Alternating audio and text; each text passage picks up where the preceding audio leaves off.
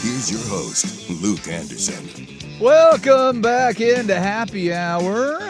Get some headlines for you from around the world.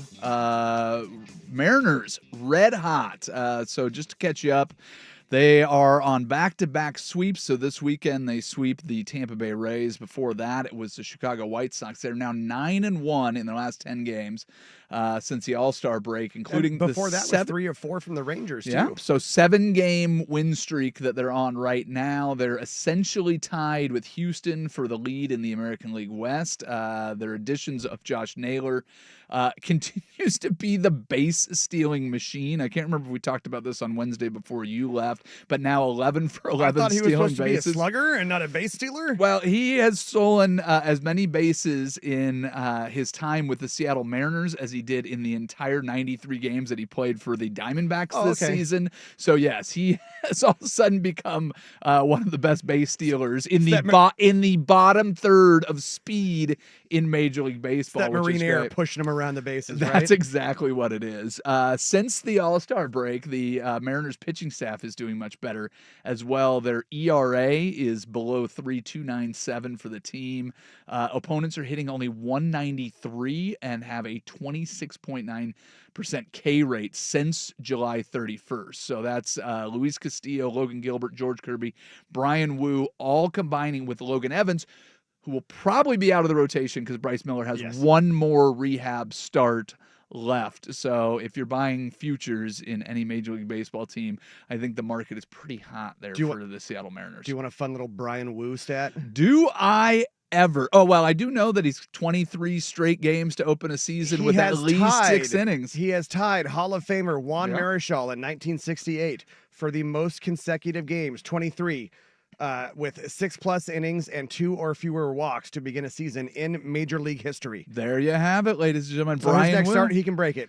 Well, and here's the interesting thing. I was talking with my brother about this. Who do you throw out as your first starter when or if you get to the playoffs?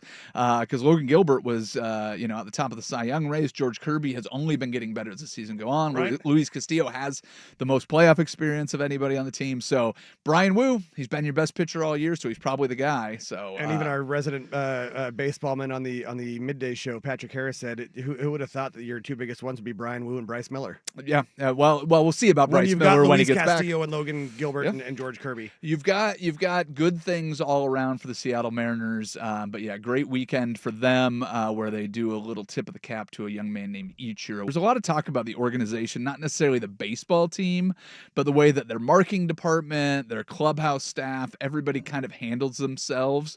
But if you have a chance to listen to Ichiro's speech for the number retirement ceremony that they have, the way that he kind of returned to the Mariners after leaving for the Yankees and the Marlins and coming back, the way that Griffey talks about how much he loves the team. Jay Buhner spent a fair amount of time in the booth. It just sounds like the Mariners do just about everything right with that.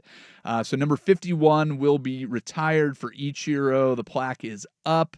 They also announced that they're going to have an Ichiro statue that will be placed outside of T-Mobile Park. So the whole thing was really well done. It was a really fun series to watch, both because the Mariners won and everything they did. They're getting shots of Ichiro just up there, just having a hot dog like a regular fan, just hanging out with his wife, having a fantastic time. One might argue that number 51 in Seattle has now been Expired. It has not actually been expired. So that is the one more for the road. So next summer, they're going to retire the number 51 again. Again? Yes. Two times? The other You can't triple stamp a double stamp. They're triple stamp and a double stamp. They are going to be retiring number 51 for Randy Johnson as well, and they're doing that next summer. So the Mariners will become the second team ever to retire the same number twice. I imagine you'll be able to guess who the other team has done that is. The Portland Trailblazers. You got Terry Porter and Bobby Gross, I believe, both wearing the number 30. I did not find that in my research. The only one Gross. There are two number 30s, or is it Larry Steele? Oh, I don't know. There are two number 30s in the rafters of Moda Center. My research did not bring me upon the Portland Trailblazers, so we'll have to. You go ahead and fact check that. The other one in baseball is the number 8 for the New York Yankees. So the Yankees have retired a whole slew of numbers. They have 22 in total retired numbers. But yes, Bobby Gross and Terry Porter, both at number 30. Look at that. So I was looking at baseball specifically, but Bill Dickey and Yogi Berra both wore number 8 for the New York Yankees. And then I went back to see, hey, if you've got two guys wearing the same number in baseball, how did the Yankees not see that coming? The reason is they didn't retire numbers until after Bill Dickey was already done playing.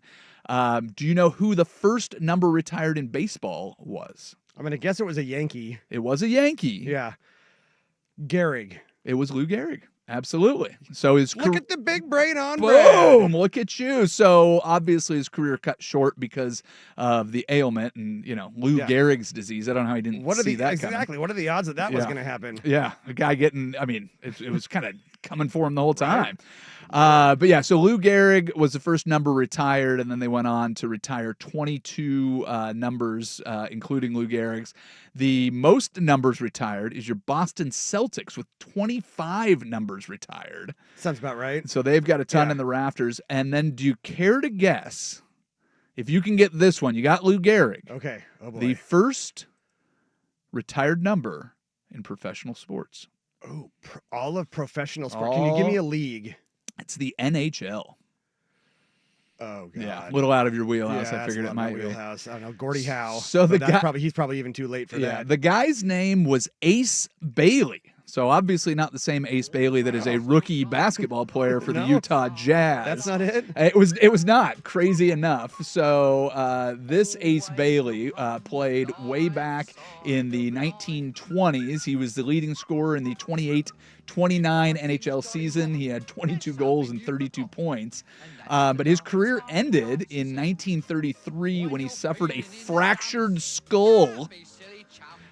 So he was out of the lineup with a broken head bone, and they decided that because he could no longer play, that they would retire the number 6 for the Toronto Maple Leafs. I guess that's a good reason. Yeah, and he ended up living till 1992, so he had a good, full, long life, went back into coaching hockey, and had a great time. So, well, thank you very much, everybody, for listening. Jeff Rust, thank you as always, and once again, thank you, Isaac Ropp. We're done for now. Bye-bye.